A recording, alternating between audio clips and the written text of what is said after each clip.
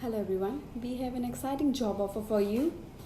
So there is a ramen shop where people are required for the work of cooking and customer service. The salary would be 280,000 yen. Location is Shinagawa-ku, Tokyo, and the language required is daily conversational Japanese and no JLPT level is required. So if experienced people are there, they can immediately join and play an active role immediately. Others who are inexperienced will be well supported to do their work. To register yourself with our company, call on this number,